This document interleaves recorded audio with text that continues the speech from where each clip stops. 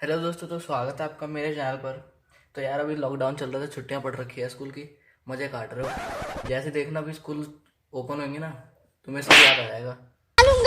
आज मैं मर गया भैया। क्यों मर गया? कोई को मत बुलाना, नहीं मैं तो चल। मेरे घर पे चलो। तो यार ये साइंस के first chapter chemical reaction and equation का पार्ट 3 है। तो इस चैप्टर में हम जितने भी रिएक्शन साइंस चैप्टर में उसको डिटेल में और डीप पढ़ेंगे, ठीक है। जैसे मैंने आपको पिछली वीडियो में कहा था। तो यार अब मैं अपने ही चैनल पे मैथ्स की वीडियोस भी डालता हूँ। मैथ्स के सारे चैप्टर, उनके इंट्रोडक्शन और जितनी भी एक्सरसाइज है उनके सॉल्यूशन, तो आप उसको जरूर देखना। और यार प्लीज मेरे चैनल को सब्सक्राइब कर दो, वरना देखना यार आप कट्टे हो जाऊंगा आप लोगों से। तेरा बाप यहाँ छोड़कर गया था कि तेरी माँ? तो कर दिया, तो अब बढ़ते हैं आगे।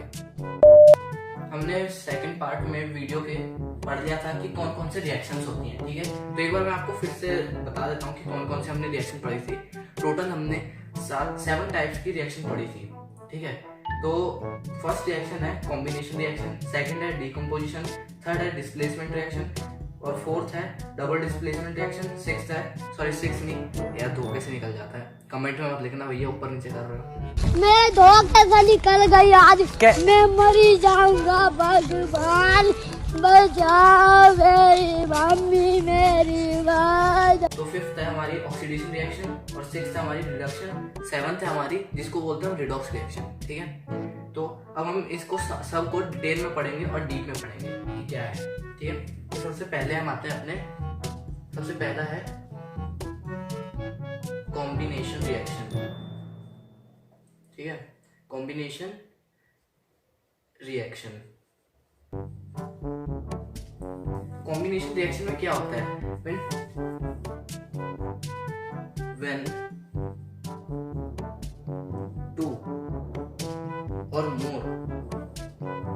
two or more compounds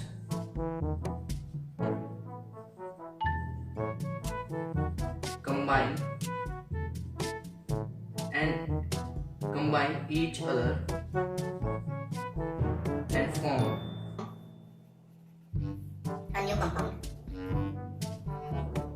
ठीक है। तो उससे क्या बोलते हैं हम?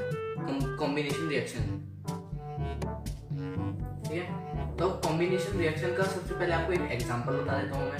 जैसे कॉम्बिनेशन में मतलब क्या है कि दो या दो से ज्यादा जो कंपाउंड्स होते हैं, जब वो आपस में कंबाइन होते हैं तो वो एक न्यू कंपाउंड फॉर्म करते हैं, और वो एक सिंगल कंपाउंड होता है। जैसे एग्जांपल में हम देखते हैं, जैसे 2Mg plus O2, magnesium plus oxygen gives 2MgO, मतलब मैग्नीशियम ऑक्साइड, ठीक है। तो ये बैलेंस करके बता रखा है मैंने आपको। इसमें मैंने आपको जितने भी ये दे रखे हैं, ये सारे बताऊंगा, वो सारे बैलेंस हो रखे होंगे, ठीक है। तो जैसे ये है MgO2 गिव्स मैग्नीशियम ऑक्साइड, तो ये एक और ये दूसरा है, तो ये क्या बना रहा है? 3, मतलब कि 1 + 2 गिव्स 3, आपस में कंबाइन होके एक ये नया प्रोडक्ट बना रहे हैं, ठीक है। तो अब ये कॉम्बिनेशन रिएक्शन में ही आता है एक्सोथर्मिक रिएक्शन, ठीक है। तो इसमें क्या होता है कि कंबाइन करता है। एक्सोथर्मिक रिएक्शन में बताता हूँ मैं आपको क्या होता है। एक्सोथर्मिक रिएक्शन, एक्सोथर्मिक रिएक्शन में हीट होती है ना, जब भी किसी चीज के बीच में रिएक्शन होता है तो उनके अंदर से हीट निकलती है, ठीक है। तो इसमें क्या होता है? हीट इज रिलीज्ड, ठीक है। एक्सोथर्मिक में होता है हीट इज रिलीज्ड, ठीक है। डीकंपोजिशन रिएक्शन में तो अब है हमारा डीकंपोजिशन रिएक्शन। तो डीकंपोजिशन रिएक्शन, इसके नाम से ही पता चल रहा है कि ये डीकंपोज करता है। मतलब कि जैसे हमने कॉम्बिनेशन में पढ़ा था कि दो प्रोडक्ट मिलके या दो से ज्यादा मिलके एक सिंगल बनाता है, तो ये क्या करता है? एक सिंगल प्रोडक्ट को दो या दो से ज्यादा प्रोडक्ट्स में डिवाइड कर देता है, ठीक है। तो इसकी डेफिनेशन क्या होगी? When a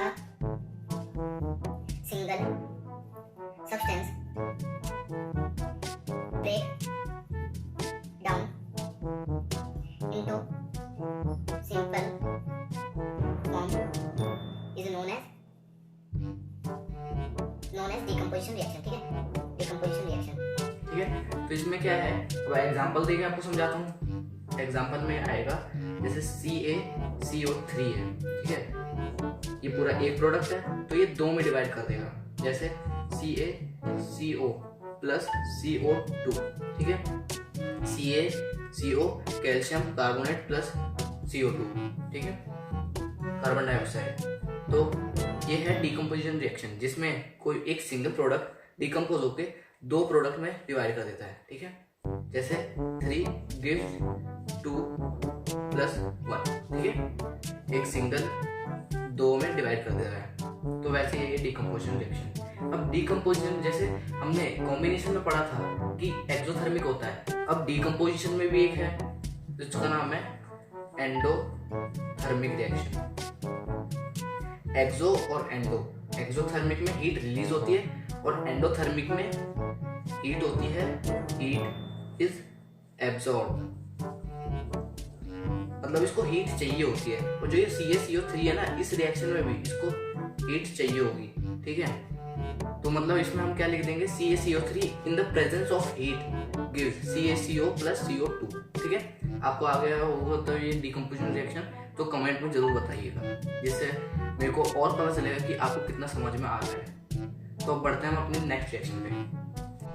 रिएक्शन तक बढ़ने से पहले मैं आपको डिकम्पोजिशन में और ज़्यादा बताना चाहता हूँ, जिसमें डिकम्पोजिशन के अंदर 3 रिएक्शंस और आती हैं, थर्मल, इलेक्ट्रिकल और लाइट।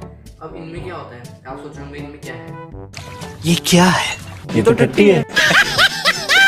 तो इनमें सबसे पहले थर्मल में आता है। थर्मल से नाम से पता चल रहा है हीट, इलेक्ट्रिकल से नाम पता चल रहा है इलेक्ट्रिसिटी, लाइट से नाम चल रहा है सनलाइट या कोई भी लाइट, ठीक है। तो ये थर्मल रिएक्शन होता है, वो होता है in the presence of heat, ठीक है। और ये होता है इलेक्ट्रिसिटी के प्रेजेंस में, ठीक है। और ये होता है लाइट, लाइट बोले तो फोटो, सनलाइट हो गया, या इसको हम फोटो रिएक्शन बोलते हैं, ठीक है।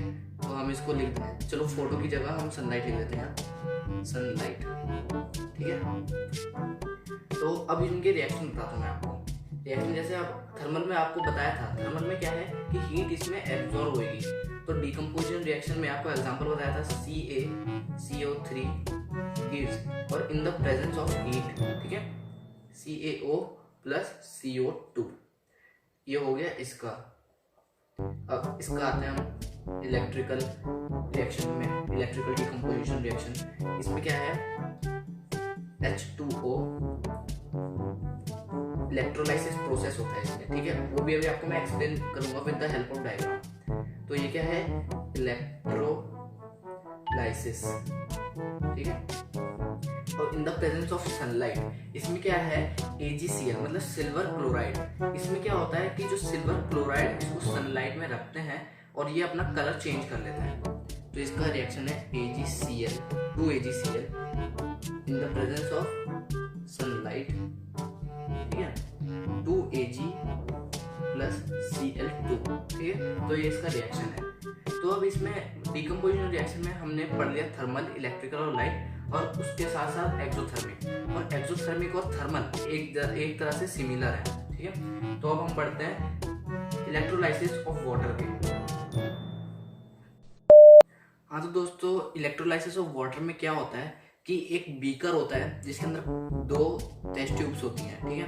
और इनके अंदर ग्रेफाइट रोड होती है। ग्रेफाइट रोड तो वही जो हमारे पेंसिल के अंदर होती है, जिससे हम लिखते हैं, ठीक है, ब्लैक। तो 2 टेस्ट ट्यूब है, इनके साथ एक एनोड और एक कैथोड जा रहा है। एक स्विच है, 6 वोल्ट की बैटरी, पानी है अंदर, और जो एक टेस्ट ट्यूब है जिसमें कम लेवल में है पानी, उसके अंदर हाइड्रोजन की गैस जाता है और एक टेस्ट ट्यूब में ऑक्सीजन जाता है, ठीक है। तो इसमें क्या होगा, जब इलेक्ट्रोलाइसिस ऑफ ये होगा तो जो हाइड्रोजन ये ऑक्सीजन टेस्ट ट्यूब्स हैं, इसमें से ऑक्सीजन बबल निकलते हैं और हाइड्रोजन वाले में से हाइड्रोजन के बबल। तो इसका क्या है, the molecular formula of water is H2O. When we get 2 atoms of hydrogen, then we get 1 atom of oxygen. मतलब जब 2 एटम ऑफ हाइड्रोजन हमारे पास हमको मिलते हैं, तब अगर हम उसको इलेक्ट्रोलाइसिस ऑफ वाटर के साथ करेंगे तो हमें फिर get 1 atom of oxygen. Oxygen का हमें फिर 1 एटम मिल जाएगा, ठीक है।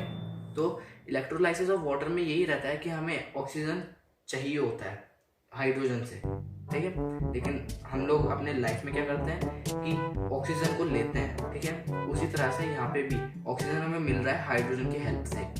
तो ये वीडियो यहीं तक एंड होता है, और अगर आप मेरे चैनल को सब्सक्राइब जरूर कर देना, ठीक है। तो आपको मिलता हूँ मैं अब नेक्स्ट वीडियो में।